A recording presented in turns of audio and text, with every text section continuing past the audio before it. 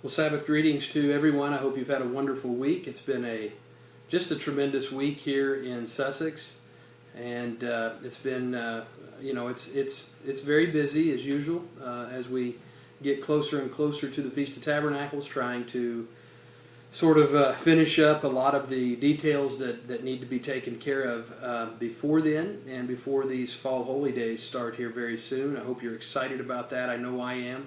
And of course, looking forward to trumpets and atonement and the feast and all that comes with it, all the wonderful truth and meaning and purpose that are wrapped up in those days. I want to share something with you, and I hope my brothers won't mind. We'll see how much of this I can get through, but I wanted to share with you a poem. The poem goes like this: On days I sit in sorrowed thought, my heart pierced through and mind in fraught, before by shame me overwhelmed, and grief step up to take the helm. Words fitly spoken my ears discover, from none other than my brother. That poem is entitled My Brother, and you may know the author before you get too critical of it. I'm the one that wrote it. It's my poem entitled My Brother, and I'm sure it really fits both. Of course, it was written with both of my brothers in mind, and I'm sure, as most of you have heard by now, you've heard of my brother's impending move. He's being relocated to England. He's being transferred there, where he can assist and fill a need in the work there.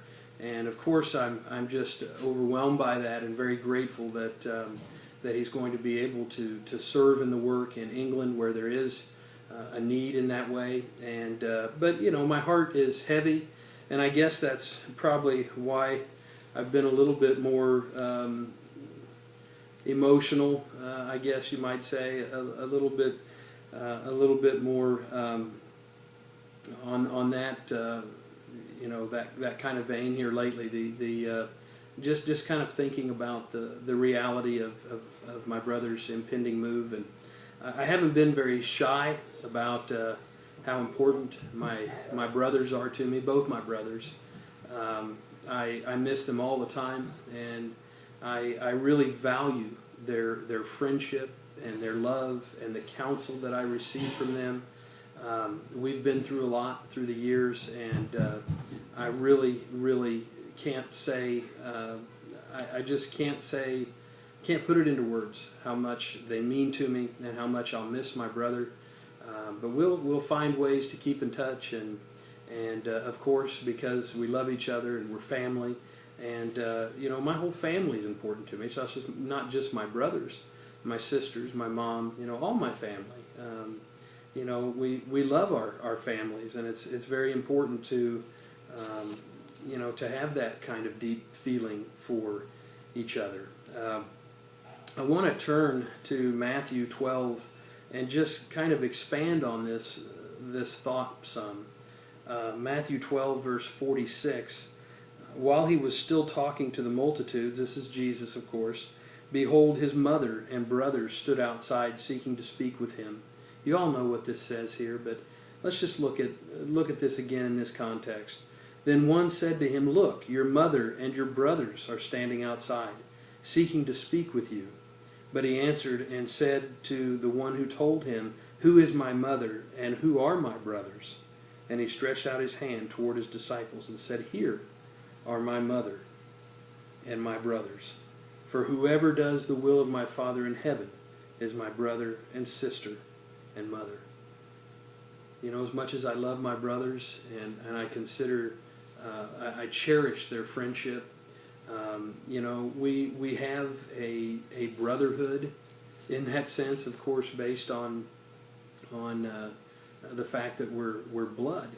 But when we take this further and we look at this context, what is Jesus saying? What is the point that he's making here at this time? What can we learn from it? Well, we learn that we're brothers and we're sisters, and that's the wonderful aspect of our calling. is that we're together in a brotherhood that it transcends race, it transcends our socioeconomic background, it transcends color and any other thing. This wonderful truth and calling is what brings us into brotherhood together. What a tremendous blessing that is, and to hear Jesus speak of it in this way.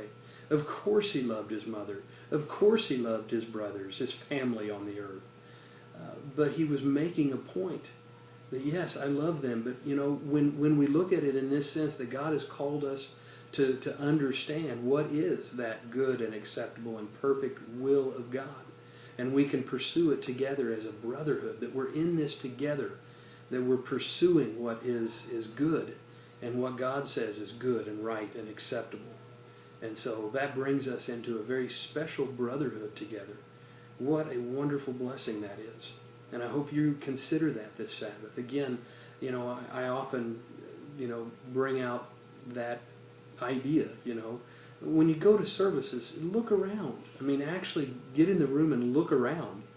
I hope that even going beyond personality quirks and little tiffs and things that we sometimes get into because we're human, I hope that we can all look beyond that and look around the room and say, these are my brothers and sisters.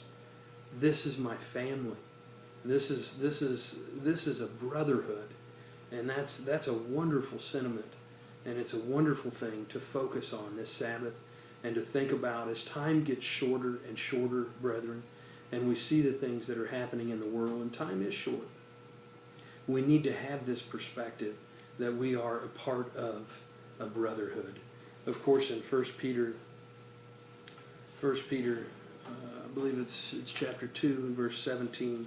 1 Peter 2 and verse 17, he says very simply here, in 1 Peter 2 verse 17, honor all people, love the brotherhood, fear God, honor the king, love the brotherhood. What brotherhood? The brotherhood that we are, the brotherhood that we've been brought into. He's talking to the elect of God in this letter. And we need to understand that, of course, that's who he's talking to. He's talking to us. He's talking to those of us who have been called into this wonderful brotherhood by virtue of our calling. And what a tremendous blessing it is. And I hope we can all really learn to appreciate that and to absolutely respect that wonderful truth. In Ephesians chapter 4 and verse 3, let's just start at the beginning here. I therefore, the prisoner of the Lord, beseech you to walk worthy of the calling with which you were called, all of us together in this calling, with all lowliness and gentleness, with long suffering, bearing with one another in love, endeavoring to keep the unity of the Spirit in the bond of peace. What brings us together in this brotherhood? God's Holy Spirit.